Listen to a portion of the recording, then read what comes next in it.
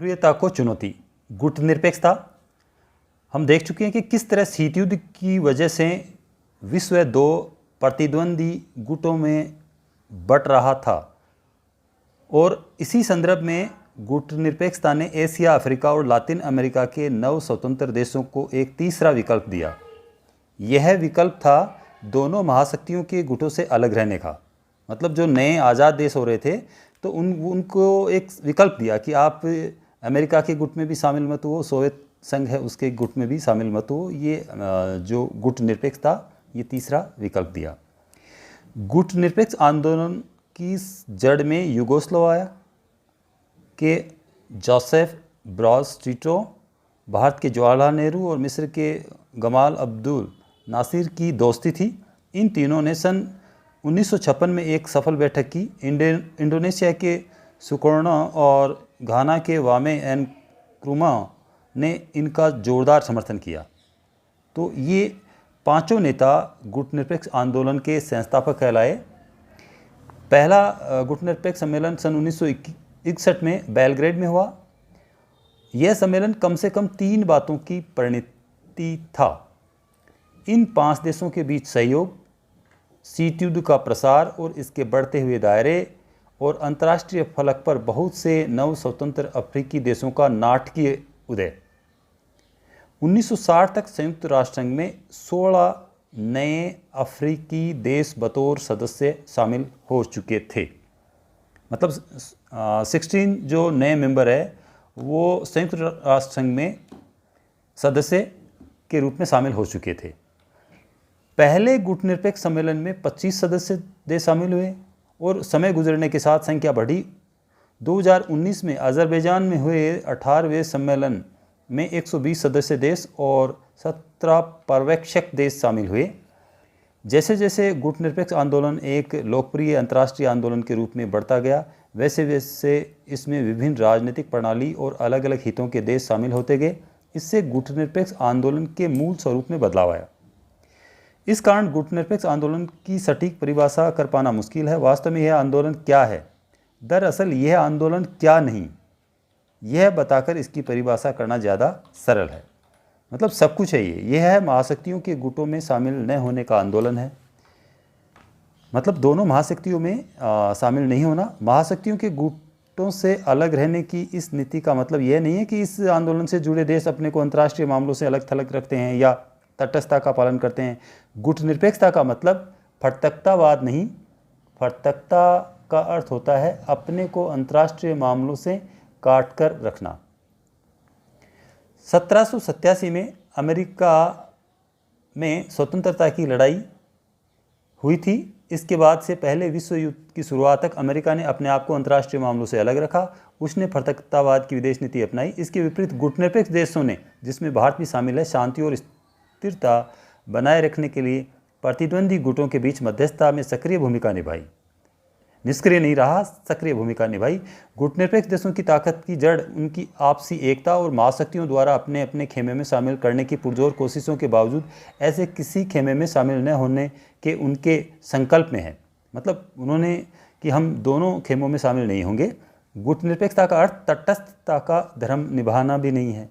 तटस्थता का अर्थ होता है मुख्यतः युद्ध में शामिल न होने की नीति का पालन करना। मतलब न इधर न उधर। तटस्थता की नीति का पालन करने वाले देश के लिए यह जरूरी नहीं है कि वह युद्ध को समाप्त करने में मदद करे। ऐसे देश युद्ध में संलग्न नहीं होते हैं और न ही युद्ध के सही गलत होने के बारे में उनका कोई पक्ष होता है। दरअसल कई कारणों से गुटनिरपेक्ष देश, जिसमें भारत भी शामिल है, युद्ध में शामिल हुए।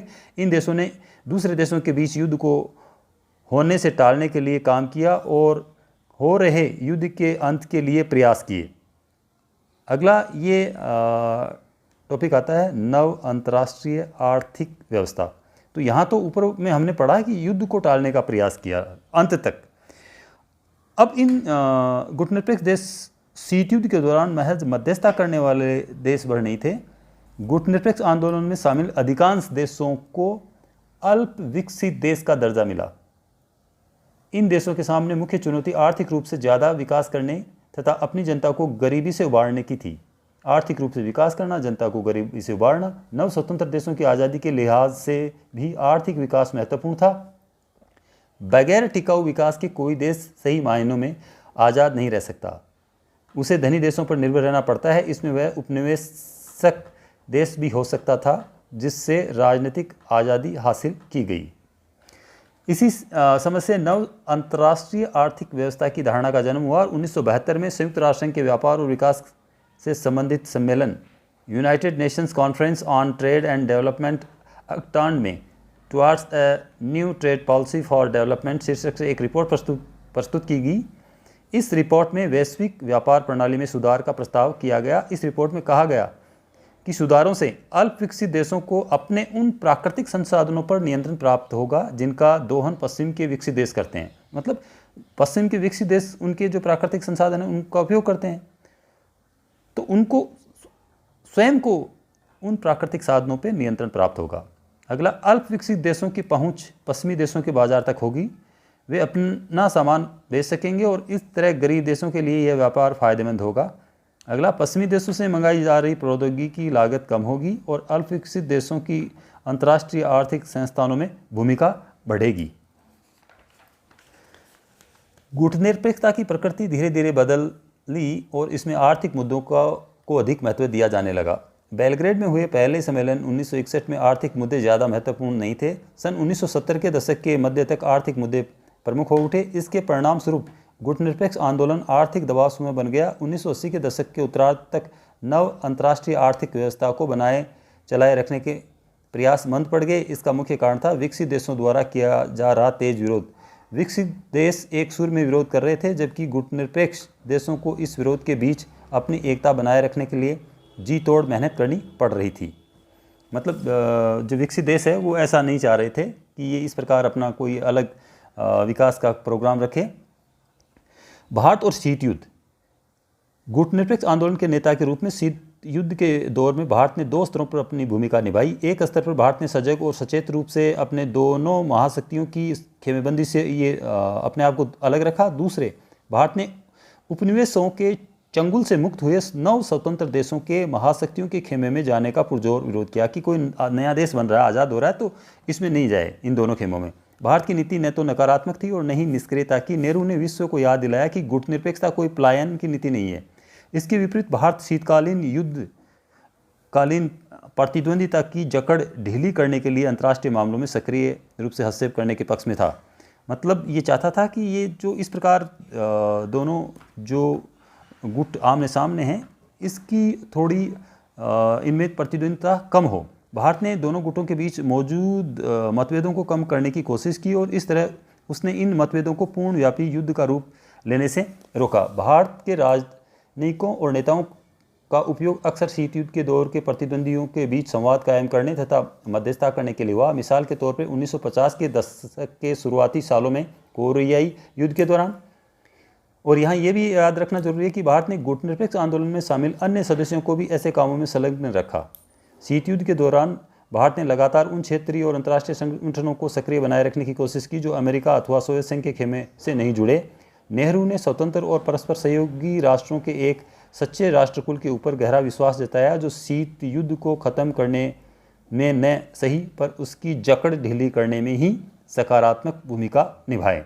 मतलब ऐसे राष्ट्र की उनकी जो जकड़ है वो ढीली हो, इस प्रकार अपनी भूमिका निभाए। जो ये बड़े खेमे हैं उनको ऐसा एकदम करने के लिए मजबूर कर दें कि उनको युद्ध है उसके लिए अपने गुटों पर ज़्यादा वो दबाव नहीं बना सके, नए देशों को अपने में शामिल नहीं कर सके। कुछ लोगों ने माना कि गुटनिरपेक्षता अंतर्राष्ट्रीयता का एक उदार आदर्श है, लेकिन यह आदर्श भारत के वास्तविक हितों से मेल नहीं खाता है। ये बात ठीक नहीं है। गुटनिरपेक्षता की नीति ने कम से कम दो तरह से भारत का प्रत्यक्ष रूप से हित साधन किया है। पहली बात तो यह कि गुटनिरपेक्षता के कारण भारत ऐसे अंतर्राष्ट्रीय फैसले और पक्ष ले सका जिससे उसका हित सदता होता हो, न कि महाशक्तियों और उनके खेमों के देशों का। तो अपने हितों का हमने ध्यान रखा। दूसरे, भारत हमेशा इस स्थिति में रहा कि एक महाशक्ति उसके खिलाफ जाए तो वह दूसरी महाशक्ति के करीब आने की कोशिश करे। अगर भारत को महसूस हो कि महाशक्तियों में से कोई उसकी अनदेखी कर रहा है या अनुचित दबाव डाल रहा है तो वह दूसरी महाशक्ति की तरफ अपना रुख कर सकता था। दोनों गुटों में से कोई भी भारत को लेकर न बेफिक्र हो सकता था और न ही धौंस जमा सकता था। भारत की गुटनिरपेक्षता की नीति कई कारणों से आलोचना का शिकार भी हुई। आलोचकों का तर्क यह है कि भारत की गुटनिरपेक्षता सिद्धांत विहीन है। कहा जाता है भारत अपने राष्ट्रीय हितों को साधने के नाम पर अक्सर महत्वपूर्ण अंतर्राष्ट्रीय मामलों में कोई सुनिश्चित पक्ष लेने से बचता रहा। आलोचक दूसरा तर्क देते हैं, भारत के व्यवहार में स्थिरता नहीं रही और कई बार भारत की स्थिति विरोधाभासी रही। महाशक्तियों के खेमों में शामिल होने पर दूसरे देशों की आलोचना करने वाले भारत ने स्वयं सन 1971 के अगस्त में सोवियत संघ के साथ आपसी मित्रता की संधि पर हस्ताक्षर किए।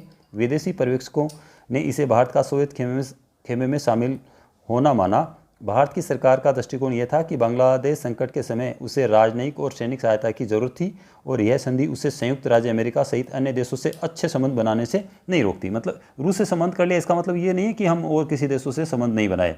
गुटनिरपेक्षता की नीति शीत युद्ध के संदर्भ में पनपी थी और दूसरे अध्याय में हम पढ़ेंगे कि सन 1990 के दशक के शुरुआती वर्षों में शीत युद्ध का अंत हो गया और सोवियत संघ का विघटन हुआ। इसके साथ ही एक अंतर्राष्ट्रीय आंदोलन और भारत की विदेश नीति की मूल भावना के रूप में गुटनिरपेक्षता की प्रासंगिकता और प्रभावकारिता में थोड़ी कमी आई।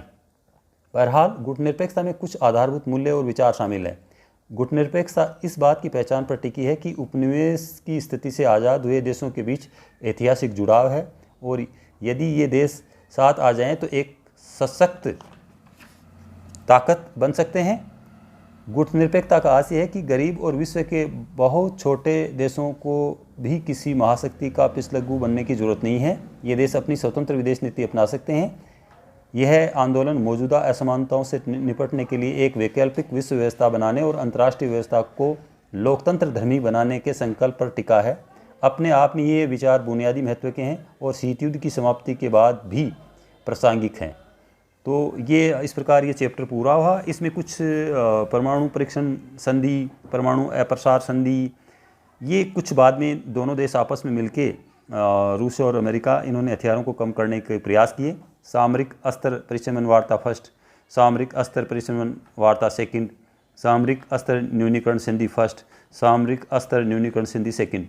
तो इस प्रकार लास्ट में जब सोवियत संघ का विघटन हुआ तो ये शीत युद्ध है ये भी समाप्त हो गया। Thank you. ये चैप्टर पूरा हुआ।